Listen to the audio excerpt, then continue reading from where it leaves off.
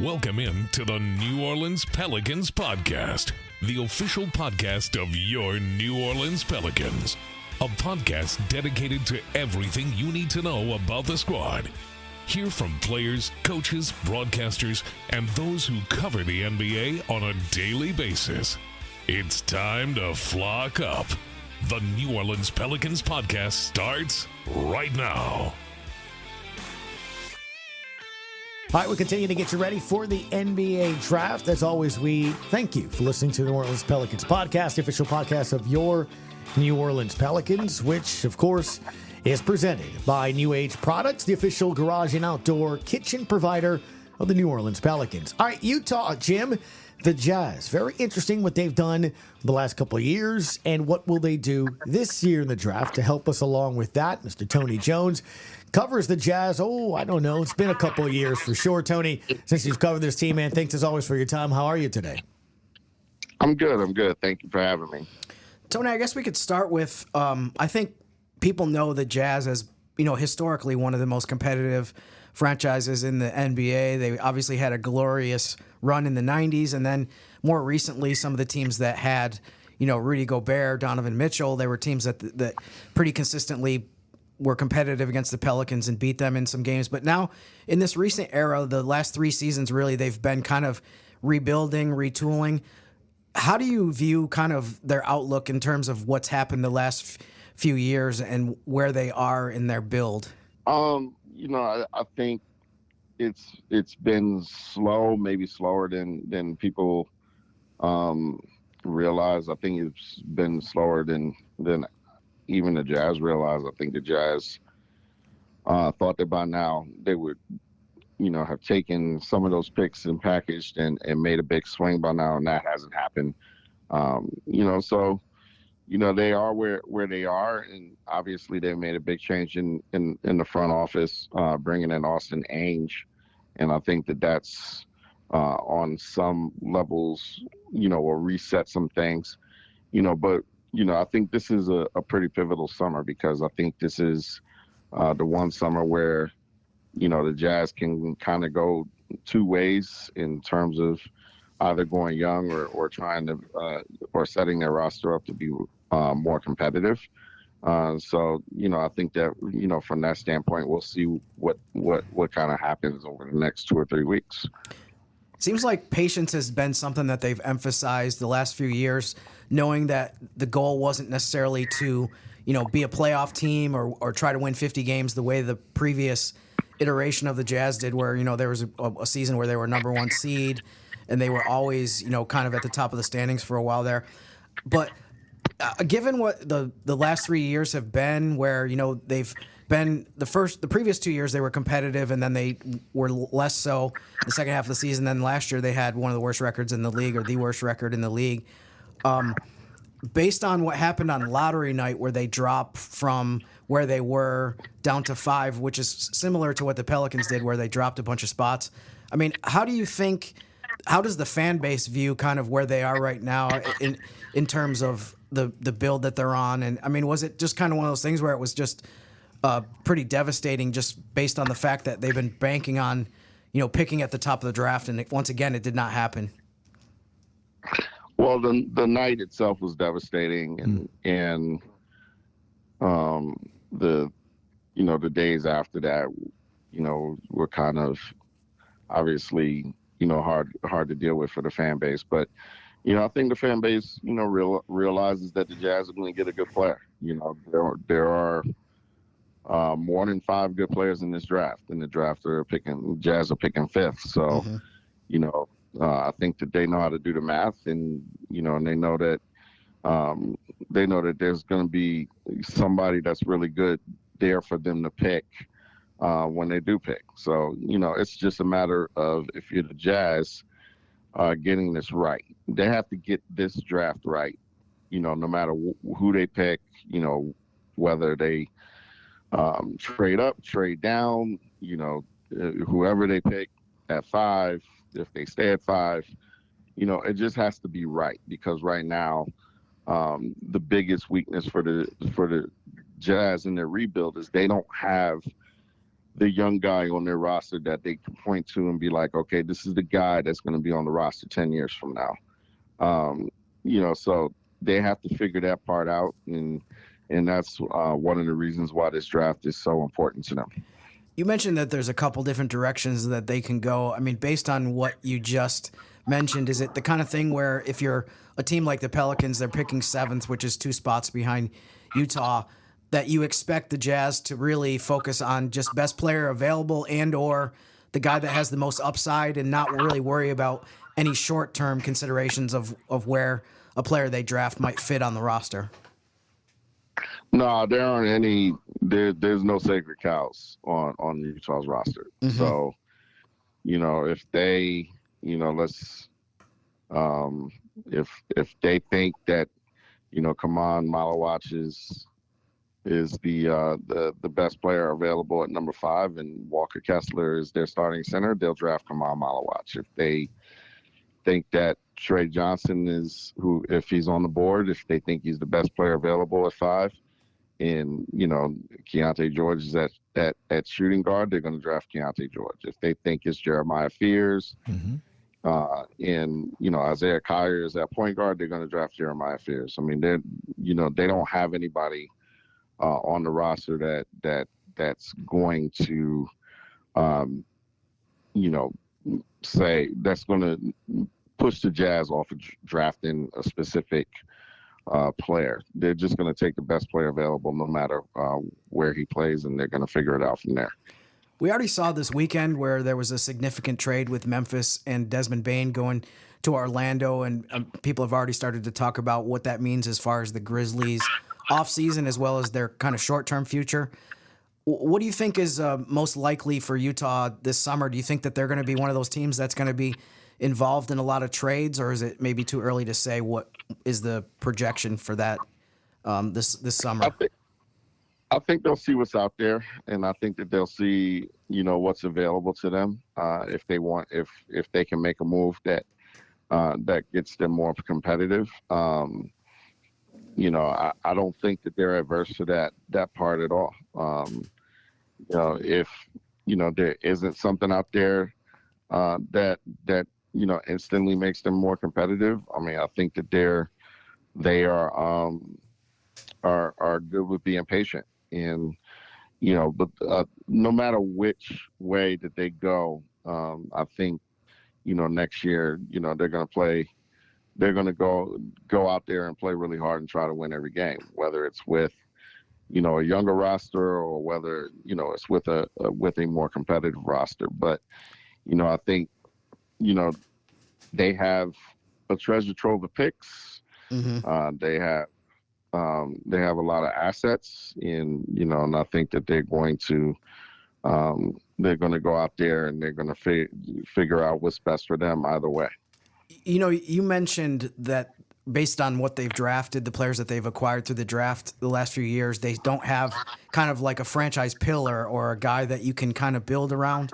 But I'm curious in terms of, potential moves that Utah could make this offseason. I think one of the things that stands out to me, and you can tell me, if how much or if you agree with this, if you look at the rest of their roster, though, they're veteran guys. It seems like they have good players. It doesn't seem like when you look at their roster in terms of the veterans that they have, and you look at the record they finished with, it doesn't really make sense. It seems like, do you kind of look at it like, and maybe the fans as well look at it as that they do have some pieces. Maybe they don't have an all-star type player among the rest of the roster or their veteran guys, but they have players that they could move to other teams and get something significant as well in terms of just continuing to build up their assets with some of the other guys that they have that are they're good players that have contributed not just in Utah but other places before they came to the Jazz. Yeah, Lauri Markkanen, I would consider an all-star level player. I think that he's one of the most unique guys in the league, and I think that no matter what the roster is, if Lauri is on the roster, I think the Jazz going to continue to build around him. We'll see what happens with the rest of the roster. I think the Jazz will figure out whether they can move off of those guys or whether they want to keep those guys. They've tried to move off of a couple of those guys at the deadline and previously. But we'll see if they have, some takers for some of those guys, maybe a Jordan Clarkson or a College Sexton this summer. I think it's going to be, just kind of, overall, I think it's going to be, a pretty busy summer on the trade market because, there's not a ton of money out there on the market. There's not a ton of great free agents on the market, so I think that the trade market might be, the most likely vehicle for people to move, especially considering, how much parity there has been, across the face of the league this season in the playoffs. I mean, you see, the Indiana Pacers, as we record this, are, two wins away from an NBA title. Mm-hmm. And I don't think anybody last year would have predicted that a year ago. So, I think that there are teams that are like, hey, we're one or two moves away from kind of going for it. And, that's going to make, that has the potential to make the trade market a pretty busy one. So, I think that, in that vein, the Jazz do have some veterans that can help winning programs. So, we'll see. I think the Jazz are going to see if it makes more sense to move those guys, or if it makes more sense to keep those guys and try to build around them. Yeah, I guess, Tony, as we wrap up, that's kind of the question. Not only New Orleans, a couple other teams around the league. Heck, I think a lot of teams are, right?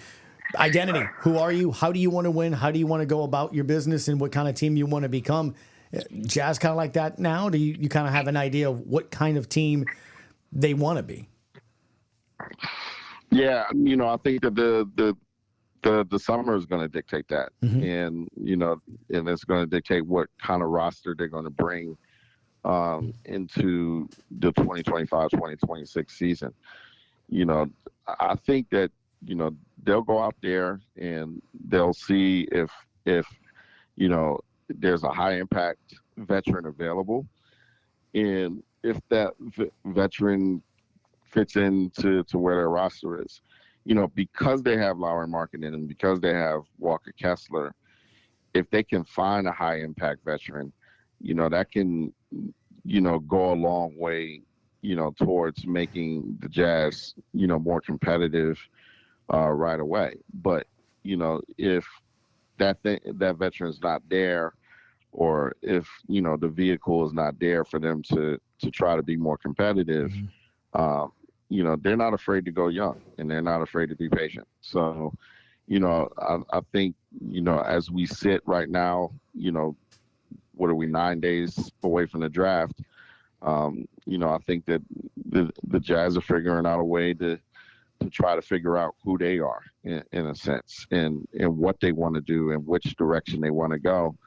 And, once they figure out that direction, I think that they'll go all in on that direction.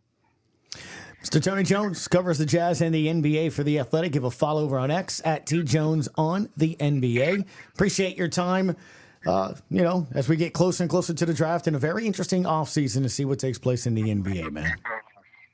No problem. Thank you so much for having me. Thanks, Tony. All right, we continue to get you ready as we continue to look at prospects. Some names that will possibly be in and around the area for the Pels, or just in general, some of the top prospects coming up in next week's NBA draft. Don't forget Wednesday, Thursday, rounds 1 and 2. Will Guillory of The Athletic will be joining us here now to talk about two prospects in particular. I had to look up the pronunciation, but it's Khan Knipple and Tre Johnson. I didn't have to look up the second player, if you know what I mean. Will, how are you today, man? I'm doing well, man. How about you guys? Doing fantastic. Doing great, Will. I thought it was particularly fitting that we got a shooter on for this podcast Tuesday, because we have two shooters that we're going to talk about that are rising up the draft boards. I guess we'll start with Kon Knipple. Right now, he's number 6 on NBA.com, consensus mock draft. So I think with both of these guys, we'll get into Tre Johnson in a second. He's 5th right now. Both of these guys, I mean, are definitely not a sure thing that they're even still going to be on the board at number 7. But interesting players that I think a lot of fans are curious about. In terms of Knipple, how would you describe maybe the reason why his stock has risen so much? What do you think are some of the traits that have made him a guy that it feels like people think he's going to be a top half of the lottery pick? Yeah, I mean, I kind of alluded to this talking to you guys previously, but I really am upset about how much I do like Kon Kneuppel as a very proud Duke hater and USC fan. Yep. The more I watch Kon Kneuppel, the more there is to like in his game. I mean, he's a guy with really good size. Not just height, 6'6", but he's coming in at around 220, 225, coming into the NBA at 19 years old. So this is a guy who, can throw his weight around a little bit in the paint. He doesn't have the greatest foot speed, but he can hold up defensively, relatively well. Shoots the ball at an incredibly high clip. Not just from three-pointer. He can get into the paint, fadeaways, floaters, all type of stuff. I love the way he plays on 2 feet when he gets into the paint. Very like Jalen Brunson-y.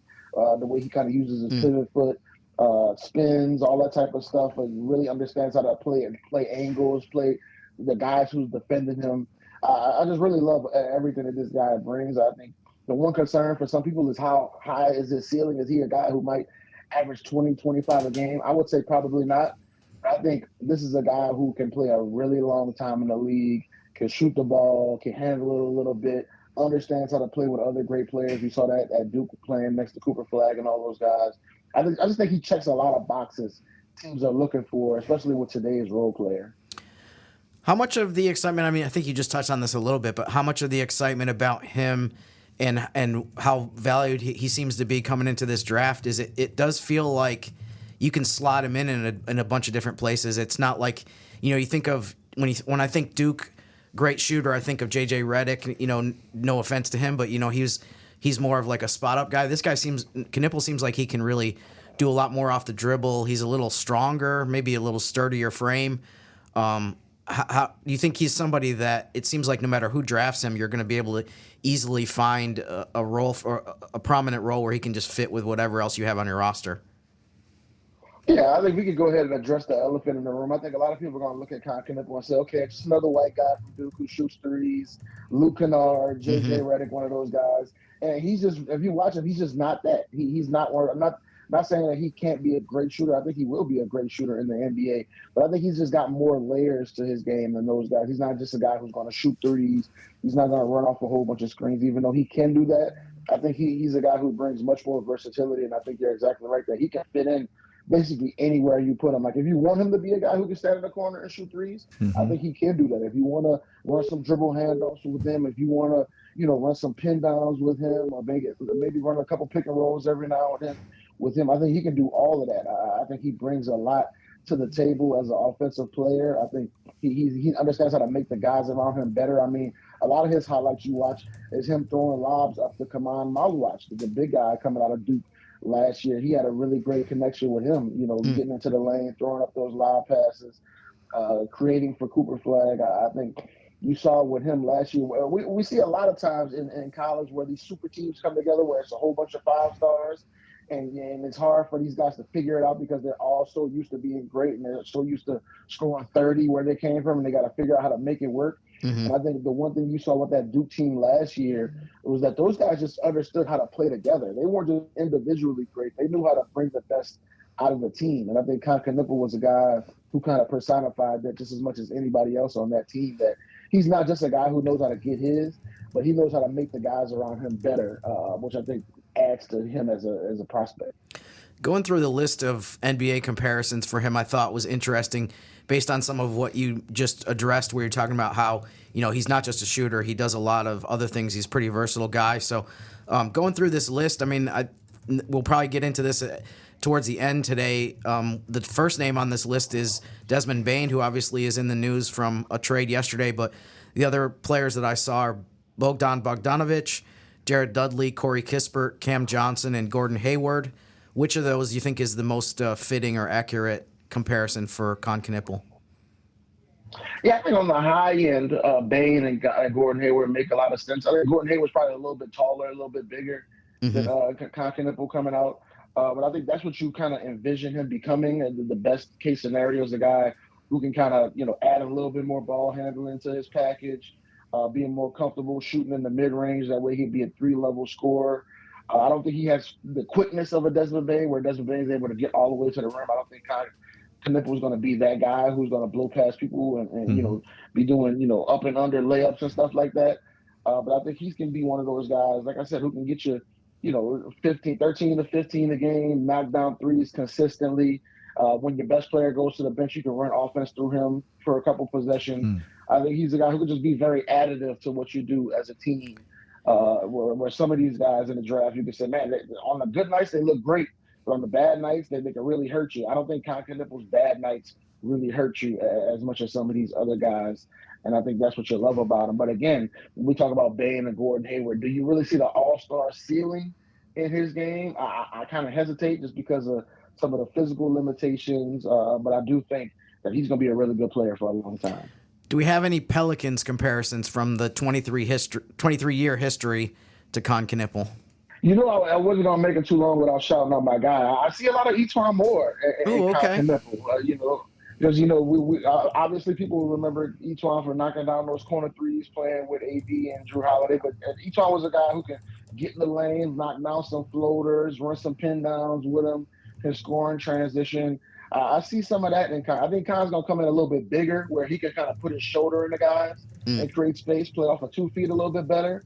But yeah, I think just that ability to do a little bit of everything on offense, where I'm not necessarily great at anything, but I'm pretty good at anything you need me to do. I think that's what Kon Kneuppel is really bringing. Yeah, I'm sure people don't realize this, but Uncle E was actually a very common visitor to Pelicans games this year. He works for Chicago's front office now, right? Orlando. Okay. One of the other teams that he used to play for. Okay. No, I'm sorry. He works for Chicago, but he lives in Orlando. Oh, okay. Yeah, right. So we were very pleased. We got to see him, I don't know, maybe 6-8 games this year, which is a lot for a 41-game season. So he was very commonly in New Orleans, which was fun. Moving on to Tre Johnson. Seems like just a shooter extraordinaire, can make tough shots. How would you describe, why he's a guy that also seems to be, mid-lottery and even lately? It seems like lately I've seen him moving up even more in some of these mock drafts. Yeah, I think you're going to see him moving up because of kind of what we talked about with Khan, where you don't necessarily see that all-star ceiling. I think you can sell yourself on an all-star ceiling for Tre Johnson. You can sell yourself on him really becoming a 20, maybe even 25 per game type of guy, just because he shoots it at such a high level. When I wrote about him early in the summer, I said, if I had to bet on one of these guys to make 10 3-pointers in a game, I would put Tre Johnson up there. That's just, the kind of shooter he is, how hot he gets. Once he really gets going, he can shoot it at a really, high clip. He's got a really quick release, can shoot off the move, in transition. And, he's a guy who averaged 20 a game at Texas last year with not a whole lot of talent around him.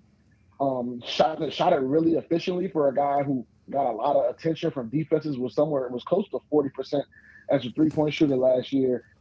He's a guy who you put him in the right situation, he's gonna knock down a ton of 3-pointers. He's pretty decent off the dribble, but he can improve there. But I think what you really see him in the future is a guy who can really knock down threes at a high rate and be one of those guys who can catch fire in certain games and really just space the floor for the players. What's interesting, if you look at maybe the top half of the draft lottery, this is a result of the outcome of the lottery where you had a bunch of surprises. You had a bunch of teams that moved up a bunch. You have teams like the Sixers and the Pelicans that have been pretty good in recent years, and they just had a year where they got crushed by injuries. But, for Tre Johnson, is it going to be really interesting to see where he goes based on it seems like he's a kind of player where if he goes to a team that is in huge rebuilding mode, maybe you can give him the ball and let him cook. But if he goes to somebody that's a contender, it might be a situation where he has to much more acclimate himself to just filling whatever role that team needs him to be in. No, I think you're exactly right. And I think we saw last year in Texas where kind of the good and the bad of him being a guy who takes a little bit more on his shoulders, right? I think you saw certain nights where he could be a little bit inefficient. You saw nights where, the turnovers are up, or, he's taking bad shots, just trying to make something happen. And I think if he goes to like a Washington Wizards, I think you'll probably see that, because they're kind of dying for that ball handling, creation, shot making kind of guard. They got a couple good pieces there, but they don't really have that kind of head of the snake kind of guy. Mm-hmm. And I don't know if Tre Johnson can necessarily be that, but I think he could be a guy, like I said, who could fill it up, or who can score at a high level if you kind of run the offense around him in certain ways.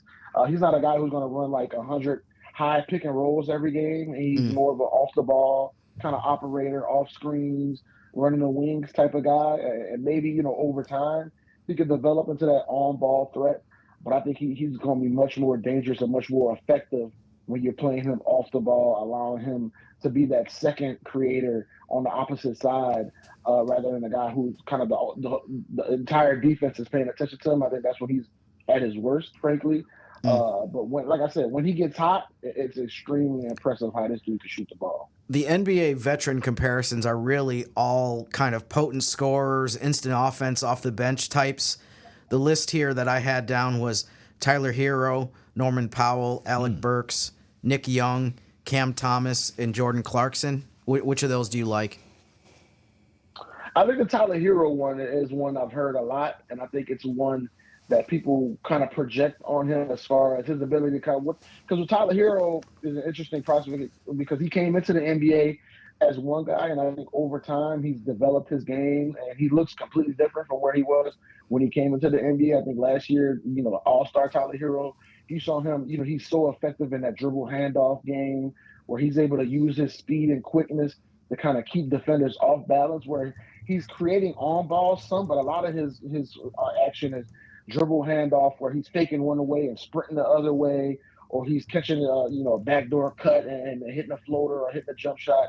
I think that's the stuff you want to see with Tre Johnson, where not necessarily a whole lot of dribble, but can you use your quickness? Can you use your speed to kind of create angles, to create open looks for yourself to keep defenders off balance? And I think that's something that takes time to develop. And you got to, especially in the NBA, you got to get a little stronger. You got to get a little more savvy. You got to understand how to use your body to create separation, to create fouls when necessary. But I think that's the type of stuff people see in Tre Johnson, just a guy who just understands how to score. So you can see him adding that stuff over time. But like you mentioned before, a lot of this just depends on where you land, right? Can you get with the right coaching staff? Can you get in the right situation where you can develop good habits like Tyler Hero has playing under the Miami Heat, right? Mm-hmm. We kind of laud them for being able to develop young players, and Tyler Hero is a great example of that. And I think Tre Johnson is going to be a really interesting one as far as can he go to a team that'll help him bring out the best parts of his game and kind of hide some of the stuff that drove people crazy last year when he was at Texas. Any Pelicans comparisons that you like from the past? This is a little tougher one. I don't think this is kind of a very smooth comparison, but I think the first name that popped into my head is kind of J.J. Redick when he was with the Pelicans, where he was able to move off the ball really well. I think J.J., obviously, his IQ was through the roof when he got to New Orleans. You kind of think of that dribble handoff game that he had with Zion and how he was able to, create open looks for himself without ever dribbling, where he could just kind of do dribble handoff over and over again until he finds that open look. And I think that's where, like I said, you want to get Tre Johnson to that point where he can kind of use his speed and his understanding the angles to create shots rather than his handle. But I think it's going to take some time for him to get there. But like I said, he can shoot the ball at an extremely high clip, and he'll have games where he hits 5, 6, 7 threes, and he looks amazing. And I think that's what you are excited about in today's NBA, where you have to hit 12, 15 threes every night just to give yourself a chance. I actually had two names that I wrote down, and again, you're infinitely more familiar with Tre Johnson's game than I am, but just kind of the prototype that, in terms of volume score, a couple guys I thought of was Jordan Crawford, Instant Grits, and Gennaro Pargo. Is that anything close there, or am I way off? I love me some Gennaro Pargo. The only thing I would say, I like those two. I think Tre Johnson is just a little bigger than those guys. Tre Johnson's probably going to come in at like around 6'6". He's got long arms. Those are kind of the prototypical early 2000s smaller guards, bucket getters, right? That we grew up watching. Mm-hmm. And I think Tre Johnson is probably closer to a 2-3.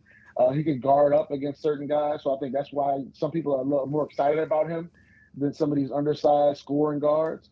But yeah, I think you're right on with the way that those guys play. It definitely fits the Tre Johnson profile for sure. The listeners were not expecting maybe a Jannero Pargo reference today, but I've noticed too, if you pay close attention, you look at the Pacers bench during the NBA Finals, he's one of the assistant coaches. So fans out there, if you see a face on the Indiana sideline who looks familiar and you're like, wait a minute, is that Jannero Pargo? Yes, it is. He's one of their assistant coaches. So listen, Jim and I will always remember Jannero Pargo as the one guy who wasn't scared in Game 7.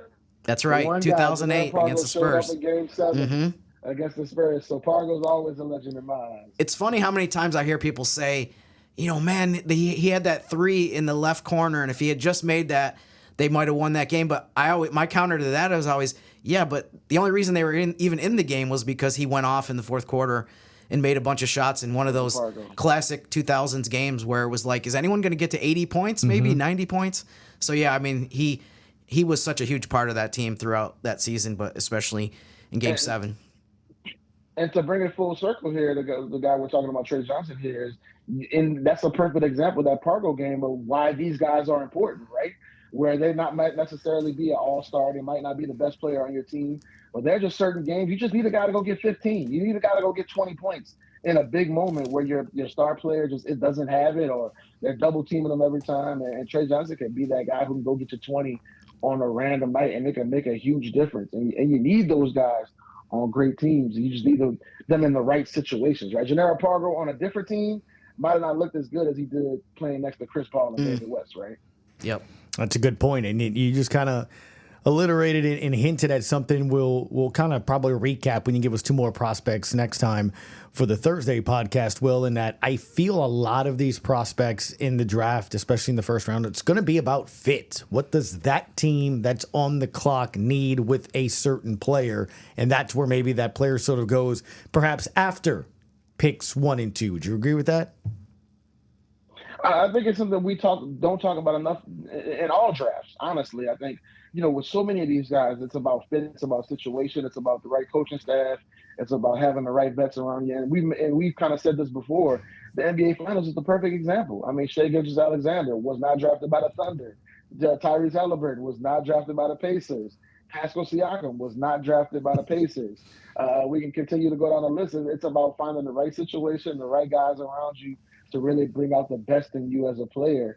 And I think a lot of these guys, we love them coming in. They go to the wrong situation. We hate them. They go somewhere else, and we're like, oh, yeah, this guy turns out to be really talented. Yeah. It's like, yeah.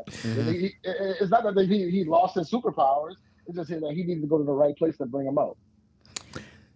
Well, I was going to say, one of the things that's interesting is a move was made to start this work week back over the weekend. Desmond Bane, well, a key part, right, Jim, from the Memphis Grizzlies heading over to Orlando and paying a hefty price to get his services over there. Just overall, Will, when you saw that trade pop up, I know it's maybe a little different than that Shams get hacked, so maybe this wasn't the same, but it's still, it's still kind of made my eyes open a little bit. No doubt. And I think, once you kind of break down the picks don't look as crazy, especially if you think Orlando's picks in the future are going to be in the 20s and you're expecting them to be contenders in the future. But still, when the initial headline comes in, Desmond Bane, 4 first-round picks, it's like, whoa, this guy hasn't even made an all-star game before. And we're talking about, 4 first-round picks. But I think he kind of fits into what the discussion we've had already with Khan Knipple and Tre Johnson, in that teams just really want shooters. They really want guys who can make those three-pointers at a high clip. And when we talk about the Orlando Magic, that's a team that's desperate for shooting. They need shooters from anywhere. And I think they were kind of determined to not just go and get a decent shooter. They wanted to get one of the best shooters in the league. Mm-hmm. And they were kind of, desperate to make it happen. And I think Desmond Bane, when he's playing his best, can certainly be one of those guys who can not only shoot at a 42% clip, but he can make 4 or 5 threes a game consistently, off the dribble, off the move, in transition. He kind of has the full package as an offensive player. Also can make plays off the dribble. An excellent, locker room presence. I got to be around him last year. during I should say this year. It feels like it was so long ago during the Grizzlies playoff run. I think that's something that people are going to underestimate when he brings to Orlando. Just that locker room presence, a very calming guy who can kind of lead that young team. But yeah, I think he brings a lot of the stuff that you want in a role player, and today a guy who can make threes, who can do a little stuff off the dribble. The big question with Orlando now is like, how are they going to keep all of these guys together, right? When you're paying Bane, you're paying Suggs, you're paying Paolo in the future. Franz Wagner just got his big deal. So can you keep all of these guys together in a smaller market like Orlando? But when they walk out, game one with that starting five, it's going to be really impressive. For the Pelicans, obviously they play Memphis 4 times every season, and it hasn't been a lot of fun in recent years matching up against the Grizzlies. I know John Morant's had some big moments in the Smoothie King Center, unfortunately. But, how do you look at this trade from Memphis's standpoint? Obviously it seems like short term this is a step back, that you're losing, probably your third best player. And I think in some ways he's even been more important than the third best guy on that team with some of the other players that have missed games for them. But, how do you see this, and what do you expect? Do you think there's other moves coming for the Grizzlies in the near future? No, I think this is a primary example of, the world that these teams have to live in with the second apron now, where it's just really difficult, especially if you're not willing to pay the luxury tax, to have 3 guys at the top of your salary sheet making $40+ million a year. It's just really difficult. You can find a way to make it happen, but and I think with Memphis kind of looked around and said, yeah, we can keep all of these guys, but we'll probably be like the 6th seed in the West. And is it worth it at that point to kind of pay all of this money to have a team that's not a real championship contender? And I think the way they saw it is we could kind of take a step back, bring in some more assets. And I think a big part of this also is the fact that Jaren Jackson is up for an extension right now. And I think, they're really committed to signing him to a new deal. They want to build around Jaren and Ja going forward. And I think just paying that much money out was going to be really difficult if you kept Bane on the roster. And now they see it as, hey, we've got some extra assets. We can maybe trade a few of these future picks, go get a third guy, go get some depth, and build it around Jaren and John. I think you're going to see this more and more around the NBA, where teams are going to say the big 3 model is over. Now it's about big 2 plus depth. And I think you see that with OKC. And maybe not as much. It depends on how you feel about Chet Holmgren. But I think with Indiana, I think obviously they got Pascal and Halliburton and a bunch of role players. I think you're going to see that dynamic in Minnesota. I think you're going to see that more and more around the NBA, where obviously kind of going back to the D-Wade, LeBron, Chris Bosh days, everybody wanted their big 3. But I think with this new CBA, I think it's over now. I think it's about having a big 2 plus depth. I think is how you win. And I think it's going to be really interesting to see how Memphis kind of stays on that tightrope of being able to rebuild, but also remain competitive. And I think that's something that the Pelicans are obviously trying to do, right? And with Brandon Ingram being out of the door, can you kind of move some pieces around and remain competitive? I think it's going to be a tough test for a couple of these teams in the West. Yeah, kind of maybe leads the direction to day 2, round 2 of the NBA, maybe perhaps becoming a little bit more valuable and important, Will, in the future than it had in the past. Don't you think, as we wrap up? No doubt. I think just hitting on draft picks in general, throughout the draft, I think it's going to be huge. Just having those cheaper assets, younger guys to build around, and obviously future trade chips, potentially is going to be super important. So yeah, I think a lot of these teams are throwing away picks in the past, and I think you're going to see less of that. And I'm saying that as we're talking about Desmond Bane being traded for 4 first-round picks. But I think we're going to see teams be a little more hesitant to throw these picks around, just because it's so valuable to have these cheaper contracts and younger guys on your roster to build your depth. Mr. Will Guillory of The Athletic. Give a follow over on X. At Will Guillory covers the NBA, including your New Orleans Pelicans. Kind enough to give us a little time on Khan Knipple, the Duke player who, I guess he'll just say a prospect. He won't really mention Duke, Jim. And also Tre Johnson from Texas. Either way, though, I love what I heard from Will today. Shooters, lots of talent seems to be in and around the area where the Pels could be selecting. So we will see you shortly, Will, to talk a few more prospects. But in the meantime, thanks for your time today, bud. I appreciate you guys, and I used up all my Duke compliments for the year. So anybody who comes up to me, don't ask me to say anything nice about Duke. I used it up on the podcast. I understand. As always, we appreciate the time. Our thanks to Tony Jones and also Mr. Will Guillory for this podcast, taking a look at a couple of players here, Khan Knipple and Tre Johnson, and also the Jazz and what they may do. They're a very interesting team, as you heard him say, as we just wrapped up there. Jim, I can't keep, I guess, from thinking when I look at this draft, especially the 6 teams before the Pelicans. You got some teams that are playoff teams, maybe the injury bug. I would put the Pels in there too, right? I mean, they were in the postseason at some point last year. And then you look at other teams like Utah and Washington. Charlotte. Yeah. Who's their direction? I mean, where are they going? Who do they want to be? Do they want to be big? Do they want to be a 3-point shooting team? Do they want to be a defensive team? All those different aspects of it. I just feel like with Utah, give me your opinion on them, because I don't know. That's why I asked them that. Who are they? I mean, they got some good players. They got some talent, and we've seen them give the Pelicans headaches. But who are they? Yeah, I mean, I think as we record this, I mean, who knows? Like a couple weeks from now, there could be a million trades that affect the Western Conference. But I do think that almost within reason, I think almost regardless of what happens, the thing that makes Utah an outlier in the West is they're the rare team that doesn't seem to be all in on next season. We need to win as many games as possible. I mean, they're one of the we mentioned some of the other teams in previous podcasts in the East that have their eyes on 2027, 2028. I don't think that's the case very much at all in the Western Conference, except for a team like Utah. So, I mean, who knows, they could shock us and make a bunch of moves where they add veteran guys and say, we're tired of rebuilding, we're tired of struggling and finishing with losing records. But, I mean, for the most part, I think they're interesting because they're so different from the rest of the Western Conference, just that they're where they are in with their roster and with some of their recent draft picks is just, it's almost, you can't even compare them to almost any other team in the West. So I think that makes them interesting. Yeah, no doubt. We'll see what takes place. We're getting closer and closer. As always, we appreciate you for listening to the New Orleans Pelicans podcast. Soon enough, we'll have the last team right before the Pels selecting in Washington. That comes out on Thursday.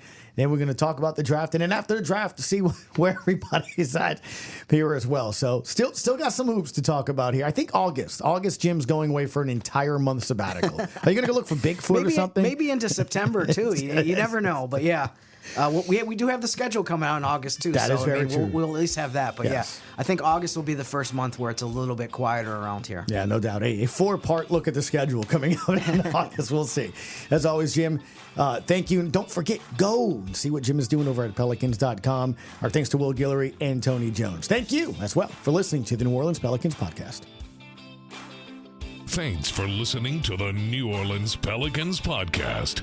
Join us 3 times per week on Pelicans.com, the Pelicans mobile app, the iHeartRadio app, or where you get your podcasts. And be sure to give Jim and Gus a follow on X at Jim_Eichenhofer and GCat_17. We'll see you next time, right here on the New Orleans Pelicans podcast.